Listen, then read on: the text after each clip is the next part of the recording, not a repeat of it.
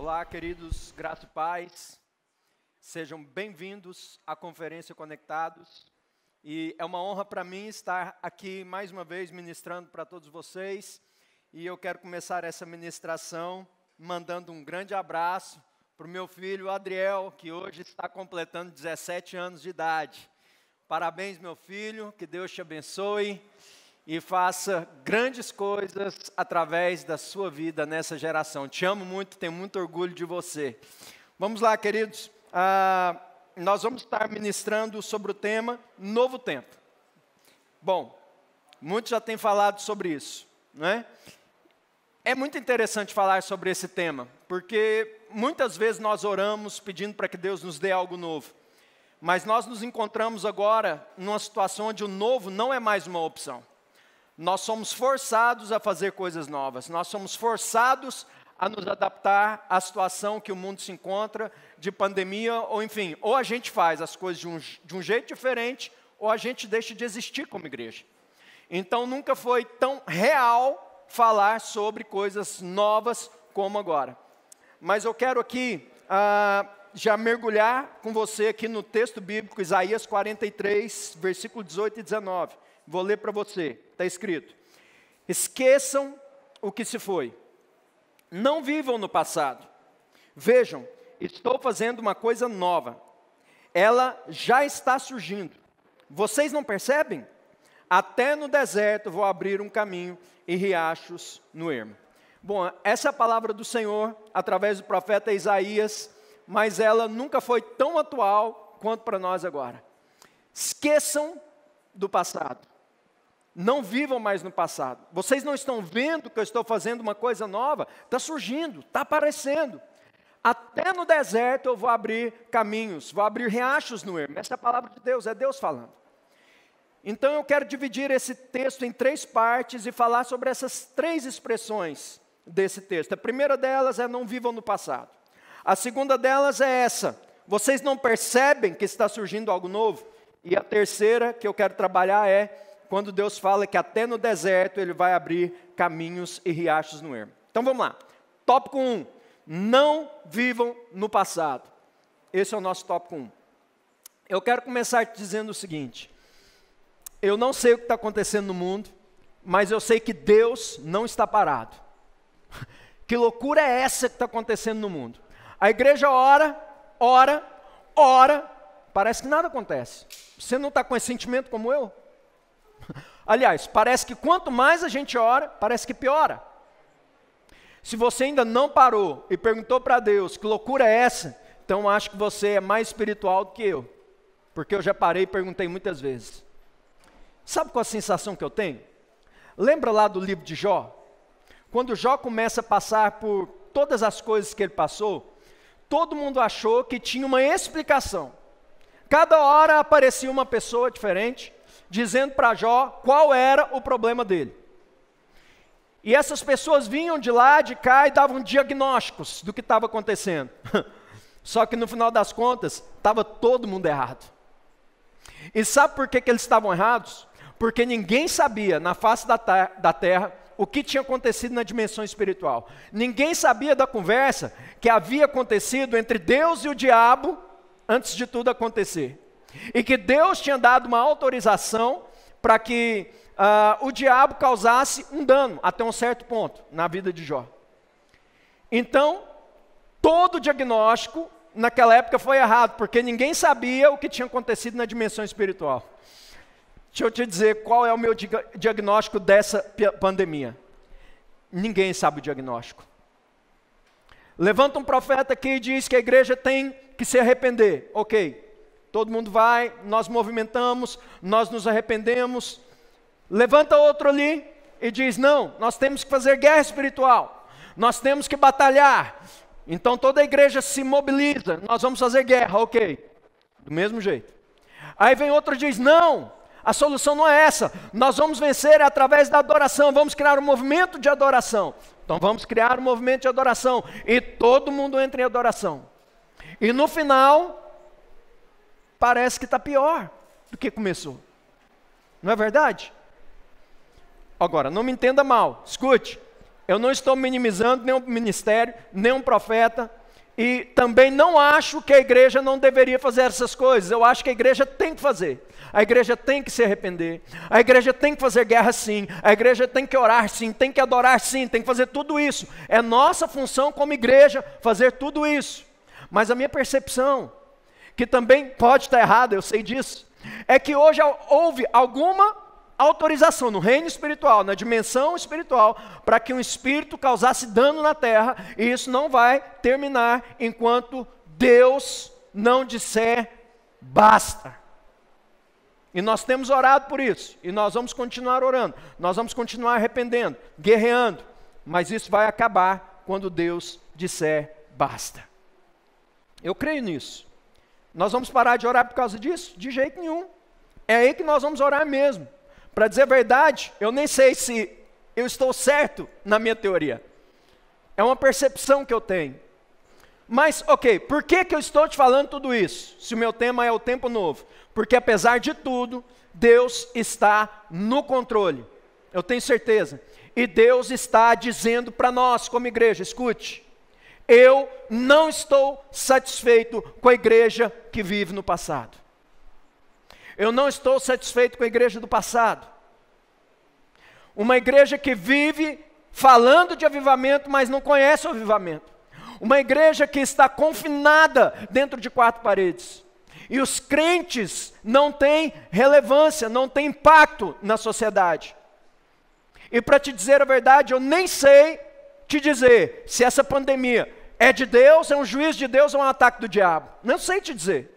Uma coisa eu sei, a igreja quer sacudir a igreja e dizer, ei, acorde, chega de viver, de contar histórias, chega de viver do passado. Queridos, nós fazemos igreja hoje, da mesma forma que nós fazíamos há 50 anos atrás. A igreja não evoluiu, a igreja não se contextualizou. Evoluir não é se misturar ou se contaminar com o mundo, mas é se conectar. Fala de falar a mesma linguagem, fala de falar de um jeito que as pessoas entendem. E isso faz com que nós sejamos relevantes. Deixa-me te fazer uma pergunta. Como seria se a igreja como nós conhecemos hoje deixasse de existir? O que eu quero dizer com isso?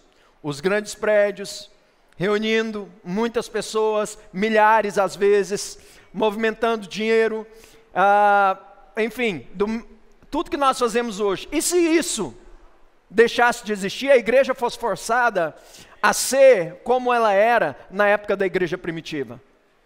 O que você acha? Você acha que isso é impossível de acontecer? Eu vou te dizer algo. Eu acho que isso vai acontecer. Não sei que hora, talvez no futuro. Isso é assustador para a gente ouvir agora. Mas se a história se repetir, mais cedo ou mais tarde isso vai acontecer. Mas eu quero te dizer, sabe o que está acontecendo no mundo? Deus está ensinando coisas novas para a igreja. Porque nesse momento, Deus está ensinando a igreja a cuidar das pessoas fora dos prédios. Isso tem um motivo. As pessoas não podem hoje vir para os prédios. Então, ou nós cuidamos delas nas casas delas, ou nós vamos perder as pessoas. Então, Deus está nos mandando um recado. E isso pode ser um início ao retorno da igreja primitiva. Eu escutei algum profeta no mundo falar isso? Não. Isso é só uma percepção que eu tenho. Eu não sei quanto tempo esse processo duraria se acontecesse, mas pode ser um início ao retorno da igreja para o tempo da igreja primitiva, da maneira como ela funcionava naquela época, onde a igreja crescia nas casas e ela era relevante na sociedade. Ela se infiltrava e ela transformava e ela causava alvoroço no mundo. Mas entenda, isso é só eu pensando, isso não está na Bíblia, tá bom? Talvez nem aconteça isso, mas e se acontecer? Nós estamos nos preparando para isso? Nós estamos falando que o diabo quer fechar a igreja, mas e se for Deus que quer fechar as igrejas? Não a igreja como corpo de Cristo, mas os prédios. E se Deus não estiver satisfeito com o nosso modelo de igreja? Uma igreja que não sai das quatro paredes, que não sai de dentro do prédio. E se Deus estiver pensando em arrebatar uma igreja diferente dessa que nós conhecemos? E se tudo isso não for o diabo? Mas Deus destruindo os nossos odres congregacionais, para que a igreja volte a ser viva, para que ela volte a ser vibrante, como ela foi no primeiro século. Isso vai acontecer? Não sei. Eu estou aqui trazendo uma reflexão para nós.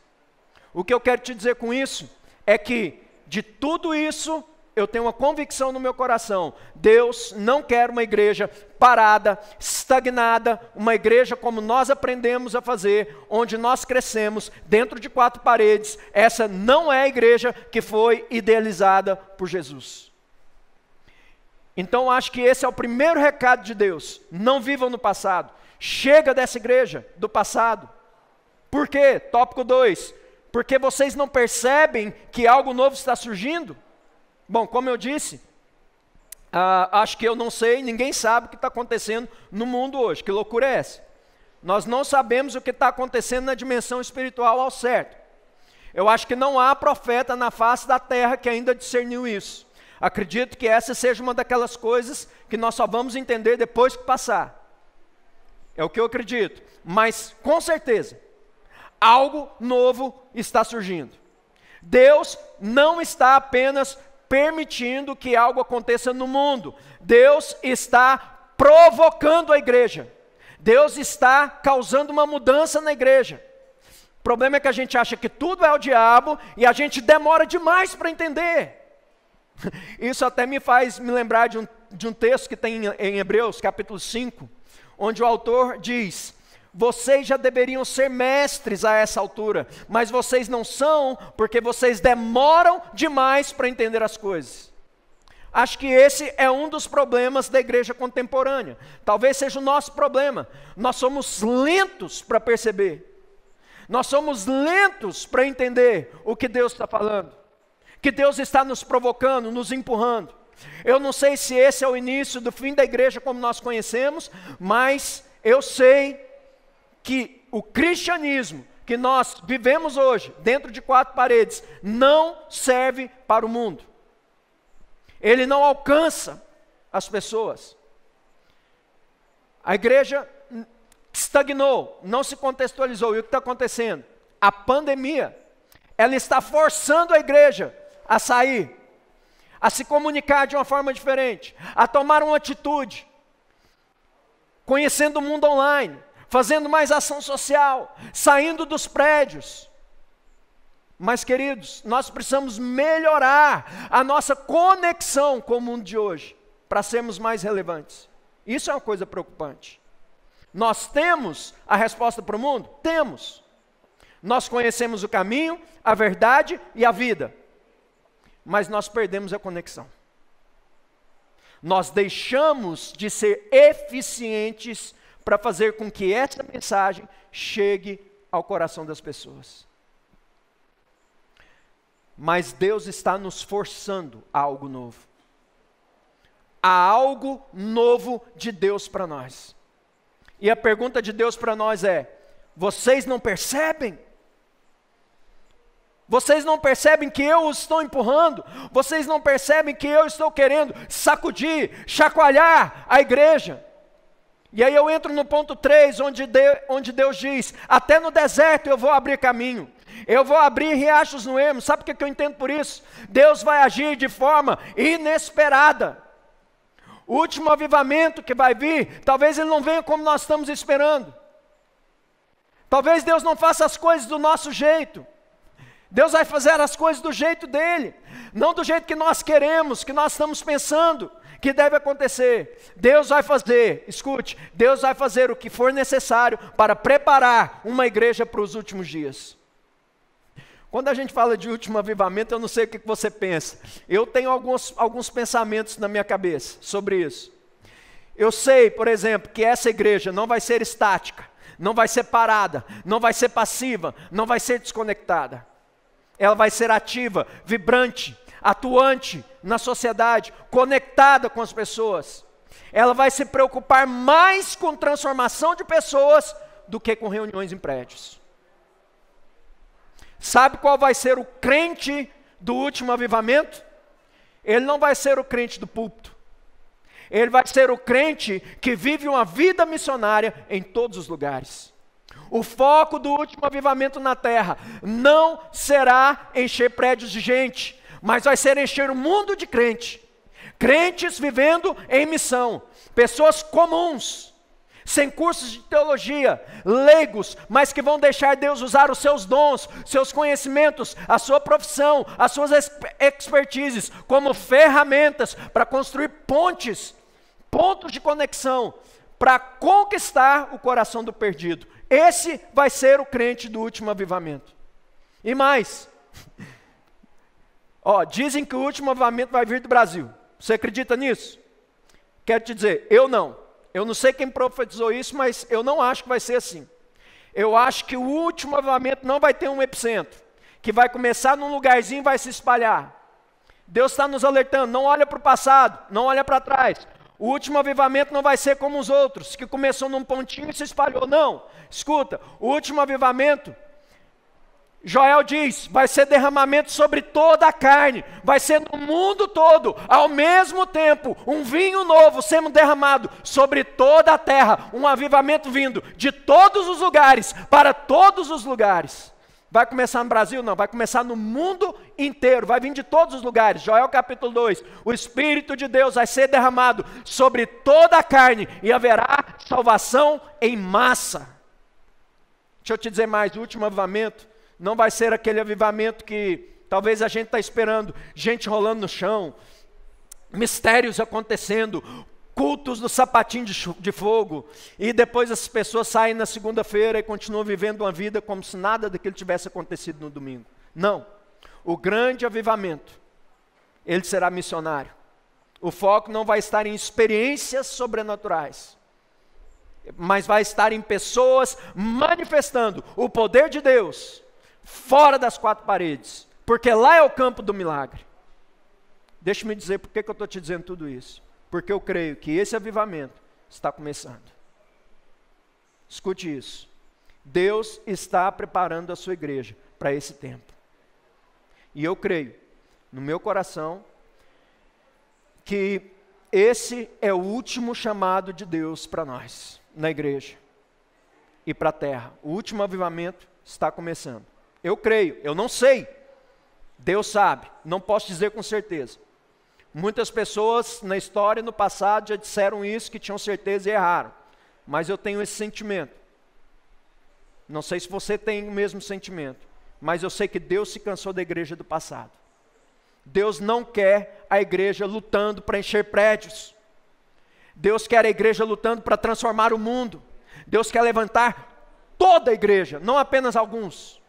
Toda a igreja, todos os crentes, toda a igreja precisa ser missionária, todos os membros precisam ser relevantes, nós precisamos viver uma vida missional.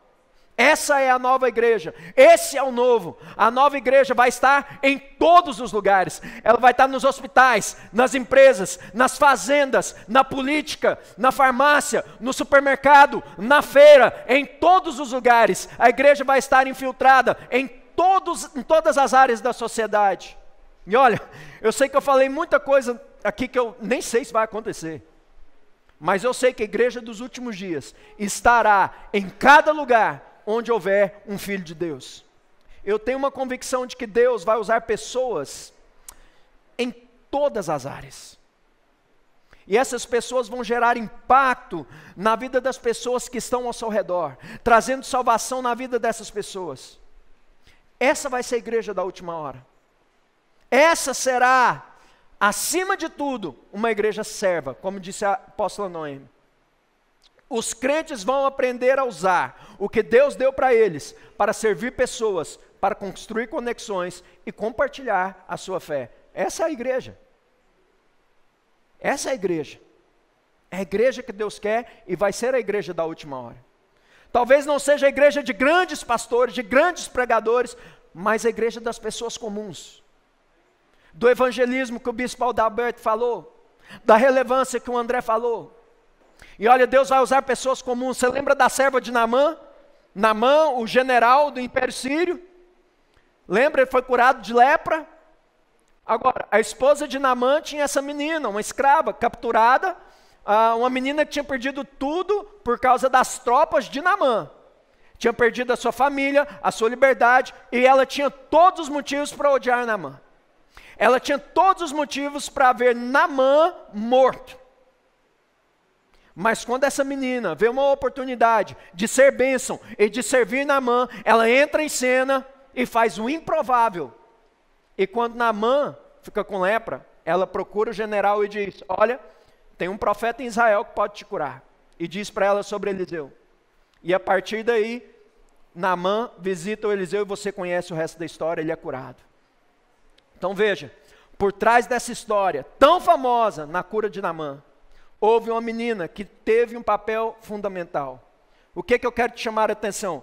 Esse papel foi pequeno aos olhos humanos, mas essencial aos olhos de Deus. E se você começar a olhar na Bíblia, você vai começar a perceber esse padrão por trás das grandes histórias da Bíblia. Essas histórias que nós vemos que são famosas. Olhe para essas histórias, você vai descobrir que dentro delas sempre existem pessoas que passam como pessoas insignificantes, mas que teve um papel fundamental no grande projeto de Deus. E eu comecei a falar também da prostituta Raabe, por exemplo. Você lembra? Josué envia espias a Jericó e essa mulher protege, esconde esses espias e ela foi fundamental na vitória. Essa mulher, ela estava no fundo da hierarquia social, mas ela entrou em cena, ela serviu, ela fez a diferença. Agora lembra da grande multiplicação dos pães? Tinha um menininho ali, insignificante, carregando 5 pães e 2 peixes. E sem ele a história não teria acontecido. Lembra de Tiago, irmão de Jesus? Ele foi insignificante durante todo o ministério de Jesus. Como todos os outros parentes de Jesus, eles não creram em Jesus quando Jesus estava vivo. Imagine só, Tiago olhava assim e dizia: como que pode? Esse cara, ele cresceu comigo, agora ele está dizendo que ele é o salvador do mundo. Mas depois da morte de Jesus, Tiago se converte. E ele acaba mais tarde se tornando um líder importante na igreja e escreve um dos livros do Velho Testamento, que é o livro de Tiago. Esse Tiago que escreveu esse livro de Tiago na sua Bíblia é irmão de sangue de Jesus. E a Bíblia está cheia dessas pessoas, insignificantes, certo? Mas que mudaram o mundo, que foram importantes. Lembra dos irmãos que Paulo cumprimenta nas suas cartas? No final das cartas, irmãos que abriram igrejas nas suas casas. Agora imagine quantas e quantas gerações de cristãos foram alcançados pelo Evangelho, porque aqueles irmãos deixaram a igreja se reunir em suas casas. Quantas pessoas hoje são frutos da descendência daqueles discípulos? Todos nós somos. O papel deles parecia ser pequeno naquela época, insignificante, mas o impacto deles na história não tem como medir, incomensurável. Eles causaram uma revolução no mundo a partir de uma micro-revolução. A partir de pequenas coisas.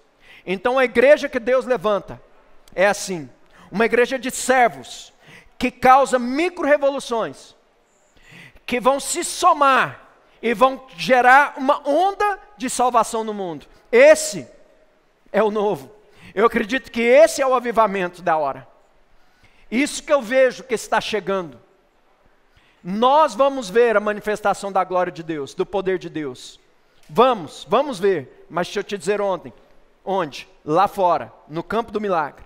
Onde as pessoas estarão cheias do Espírito Santo, vivendo vidas missionárias. O último avivamento será como... bom, deixa eu usar um exemplo que todo mundo vai entender muito bem, bem contextualizado. Tá bom? Bem propício para esse tempo. O último avivamento vai ser como um ataque de um vírus. Vai ter uma carga viral de crentes infiltrados na sociedade, e onde eles tocarem, pessoas serão conectadas a Deus. Eles vão se infiltrar na sociedade, eles vão se conectar às áreas de sociedade, a pessoas, e elas vão ser usadas por Deus para mudar o DNA do núcleo da sociedade. Carga viral de crente.